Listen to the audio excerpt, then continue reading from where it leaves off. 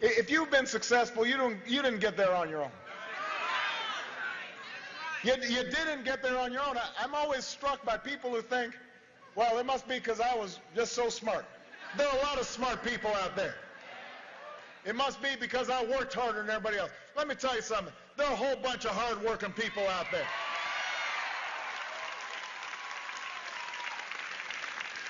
If you were successful, somebody along the line gave you some help. There was a great teacher somewhere in your life. Somebody helped to create this unbelievable American system that we have that allowed you to thrive. Somebody invested in roads and bridges. If you got a business, you didn't build that. Somebody else made that happen. The internet didn't get invented on its own. Government research created the internet, so then all the companies could make money off the internet. Will, are you going to be able to loosen up your jaw as you're grinding your teeth? It's really hard to tell you on how many levels I find that offensive, but I'm going to try. We just played for you what is the full clip. Most news organizations have played the last little sentence of that clip, which says that if you've got a business, you didn't build that. Somebody else made that happen. What we did there is play for you the full clip, where he leads up to that analysis.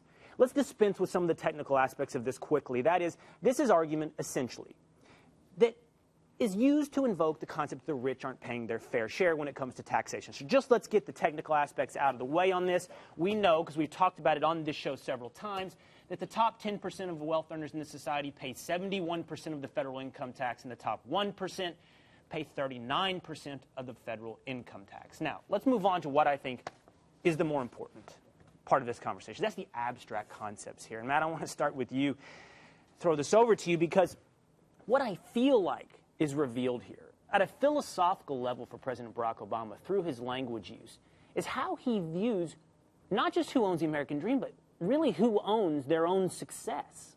That's exactly right. This is the mainstream mindset of the Democratic Party right now. If you recall, last year, Elizabeth Warren, who's running for Senate in Massachusetts, had a quote talking similar things. I think we have a clip of that we can take a look at.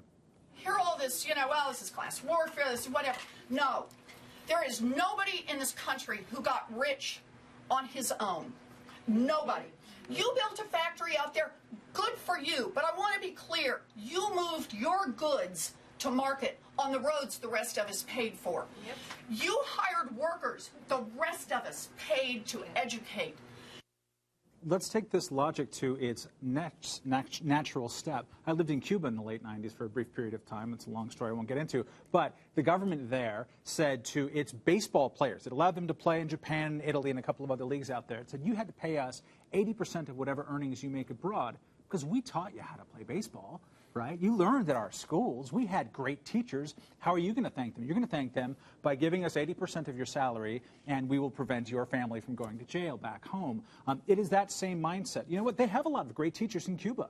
They have a lot of great roads in Shanghai. That is not what makes America prosperous. What makes America prosperous is the institutions that we have built and the protections that we have built against government as much as any roads that the government has built. And that insight has been crucial and well understood among the American public for a really long time. And what Democrats have come back to, it's kind of a reversion to 1970s sort of Democratic Party philosophy, is that everything flows first from government. You should all be thankful for it, pay tribute to it, and pay money for it. And it's insidious. But underlying that, isn't there also a sort of a crude Marxist class, race, gender analysis when he says hard work didn't get you where you are, innate intelligence and talent didn't get you where you are, the community and government got you where you are. So it's really a sort of by implication an implicit attack on successful people that they got there through illegitimate means or through government. You're right, and it's an attack on sovereignty, and it's a really preposterous idea. I mean, ideally, we've all had great teachers, friends who were generous, hopefully wonderful parents who were giving and nurturing and loving. But if we had to sort of be indebted to the 6-year-old who gave us our lunch money one day, for the rest of our lives, for that handout, that help, that step up, I mean, we'd never have control over anything we did. The whole idea of the American dream is that if you were stripped of all of those great things, great parents, great friends, maybe wonderful education, if you were stripped of all of that, you alone, by yourself, with some hard work, some ingenuity, some innovation, could make it. It would be hard. It's not going to be handed to you.